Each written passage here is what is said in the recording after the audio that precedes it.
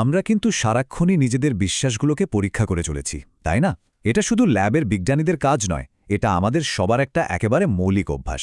অনেক সময় তো আমরা নিজেরাও টের পাই না।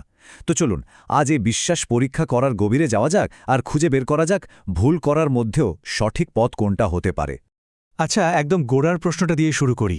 যখন আমাদের মাথায় কোনো একটা আইডিয়া আসে, আমরা কিভাবে নিশ্চিত হই যে হ্যাঁ, এটাই ঠিক? এই প্রশ্নটা শুনতে যতটা সহজ মনে হয়, উত্তরটা কিন্তু ততটাই জটিল। আর এটাই আমাদের আজকের আলোচনার একেবারে কেন্দ্রে। আমাদের মস্তিষ্ক জানেন একটা দারুণ হাইপোথেসিস টেস্টিং মেশিন। মানে কোনো কিছু দেখা থেকে শুরু করে যে কোনো সমস্যার সমাধান পর্যন্ত আমাদের মন কিন্তু অবিরত ভেতরের চিন্তার সাথে বাইরের বাস্তবতাকে মিলিয়ে দেখছে। এটা একটা অটোমেটিক প্রসেসের মতো।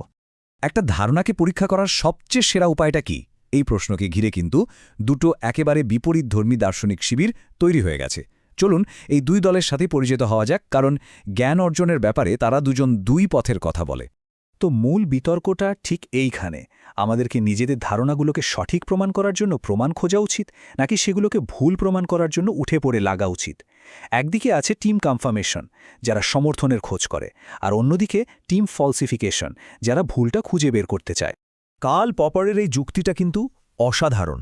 ভাবুন তো একবার, আপনি হাজার হাজার এমনকি লক্ষ লক্ষ সাদা রাজহাঁস দেখলেন। তাতেও কি আপনি 100% নিশ্চিত হয়ে বলতে পারবেন যে পৃথিবীর সব রাজহাঁস সাদা? পারবেন না। কিন্তু মাত্র একটা কালো রাজহাঁস দেখলেই আপনার ওই ধারণাটা সঙ্গে সঙ্গে ভেঙে চুরমার হয়ে যাবে। এটাই হলো ফলসিফিকেশন বা ভুল প্রমাণের আসল শক্তি। বেশ, দার্শনিকদের কথা তো শোনা হলো, কিন্তু আমরা সাধারণ মানুষেরা আসলে কোন পথে চলি? আমাদের ব্রেন কি বিশ্বাস করার জন্য তৈরি, নাকি সবকিছু সন্দেহ করার জন্য? চলুন এবার একটু মনোবিজ্ঞানের দিকে তাকাই। মনোবিজ্ঞানী পিটার ওয়াসেনের গবেষণা আমাদের একটা খুব শক্তিশালী মানসিক ঝোঁকের কথা বলে, যার নাম হল কনফার্মেশন বায়াস। তার পরীক্ষাগুলো পরিষ্কার দেখিয়ে দিয়েছে যে আমরা আসলে জন্মগতভাবেই বিশ্বাসী। মানে আমরা এমন প্রমাণই খুঁজি যা আমাদের আগের ধারণার সাথে মিলে যায়, আর যা মেলে না সেগুলোকে বেশ সুবিধাজনকভাবে এড়িয়ে চলি। তাহলে তো আমরা একটা বেশ অদ্ভুত জায়গায় এসে দাঁড়ালাম, তাই না? একদিকে যুক্তি বলছে পপারের ফলসিফিকেশন বা ভুল প্রমাণের পদ্ধতিটাই সেরা, কিন্তু আমাদের মস্তিষ্ক আবার তৈরি হয়েছে কনফার্মেশন বা সমর্থন খোঁজার জন্য। তাহলে প্রশ্ন হলো, একটা ধারণাকে পরীক্ষা করার সেরা উপায় আসলে কোনটা? এর উত্তরটা কিন্তু দর্শন বা মনোবিজ্ঞানে নেই, উত্তরটা লুকিয়ে আছে গণিতের মধ্যে। হ্যাঁ, অবাক হওয়ারই কথা। বিশ্বাসী আর সন্দেহবাদী দুই দলই একটা ভালো পরীক্ষা কেমন হওয়া উচিত সেটাকে একটা গাণিতিক সূত্রের মধ্যে ফেলার চেষ্টা করেছিল। বিশ্বাসীদের কথা হলো, সেরা পরীক্ষা সেটাই যেটা এমন প্রমাণ খুঁজে বের করবে যা আমাদের হাইপোথেসিসের সাথে খুব বেশি প্রাসঙ্গিক বা রেলিভেন্ট। মানে এমন কোনো তথ্য পাওয়া যা পেলে আমাদের ধারণাটা সত্যি হওয়ার সম্ভাবনা অনেকখানি বেড়ে যায়। কার্নাপের রিলিভেন্স রেশিও সূত্রটা ঠিক এই কথাই বলে। আর অন্যদিকে সন্দেহবাদীরা কি বলছে? তাদের মতে সেরা পরীক্ষা হতে হবে কঠোর বা সিভিয়ার। মানে পরীক্ষাটা এতটাই কঠিন হতে হবে যে যদি হাইপোথেসিসটা সত্যি না হয় তাহলে সেটার পাশ করার কোনো সম্ভাবনাই থাকবে না। পপারের সিভিয়ারিটি মেজার সূত্রটার মূল আইডিয়া এটাই। আর এখানেই হলো গল্পের সবচেয়ে বড় চমকটা। বিশ্বাসীদের সেরা পরীক্ষার ফর্মুলা আর সন্দেহবাদীদের সেরা পরীক্ষার ফর্মুলা দুটো আসলে একই জিনিস। দার্শনিক দিক থেকে তারা যতই ঝগড়া করুক না কেন, গণিত কিন্তু তাদের একই বিন্দুতে নিয়ে এসেছে। এর কারণটা খুব সহজ। দুটো সূত্রই আসলে এমন প্রমাণকে গুরুত্ব দেয় যা নিজে থেকে ঘটার সম্ভাবনা খুবই কম, কিন্তু আমাদের হাইপোথেসিসটা সত্যি হলে যার ঘটার সম্ভাবনা অনেক বেশি। অর্থাৎ একটা ভালো পরীক্ষা এমন একটা তথ্য খুঁজে বের করে যা আমাদের প্রথমে অবাক করে দেয়, কিন্তু পরে আমাদের বিশ্বাসকে আরও অনেক বেশি শক্তিশালী করে তোলে।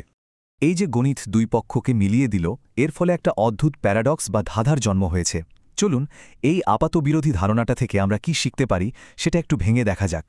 পপারের এই কঠোর পরীক্ষার আইডিয়াটা আসলে একটা অদ্ভুত খেলার মতো। আমরা ভুল প্রমাণ করার জন্য সবচেয়ে কঠিন একটা পরীক্ষার ব্যবস্থা করছি, কিন্তু এর ফলাফলটা বেশ চমকপ্রদ। ব্যাপারটা আরেকটু সহজ করে বলি। ধরুন একটা কঠোর পরীক্ষার মাধ্যমে আপনি আপনার ধারণার একটা ভুল খুঁজে পেলেন। মজার ব্যাপার হলো, ওই ভুলটা কিন্তু আপনার ধারণাকে খুব বেশি দুর্বল করতে পারবে না। কিন্তু যদি আপনি ভুল খুঁজে বের করতে ব্যর্থ হন, মানে আপনার ধারণাটা ওই কঠিন পরীক্ষাটা পাশ করে যায়, তাহলে আপনার ধারণার পক্ষে সমর্থনটা হয়ে দাঁড়াবে অবিশ্বাস্য রকমের শক্তিশালী। যেমন ধরুন, আমরা পরীক্ষা করছি কেউ ইন্ট্রোভার্ট কিনা। তাকে একটা কঠিন প্রশ্ন করা হলো, আপনি কি আপনার সব উইকেন্ড একা কাটান? উত্তর হ্যাঁ হলে আমাদের ধারণাটা প্রচণ্ড সমর্থন পেল, কিন্তু উত্তর না হলে খণ্ডনটা কিন্তু খুব দুর্বল। কারণ একজন ইন্ট্রোভার্ট মানুষও তো মাঝে মাঝে বন্ধুদের সাথে দেখা করতেই পারে, তাই না?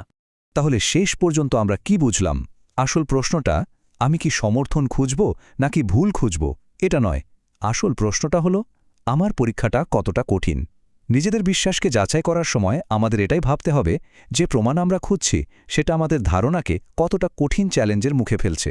কারণ সবচেয়ে শক্তিশালী বিশ্বাসগুলো কিন্তু টিকে থাকে সবচেয়ে কঠিন পরীক্ষার পরে। আর এটাই হলো ভুল করার সবচেয়ে সঠিক উপায়।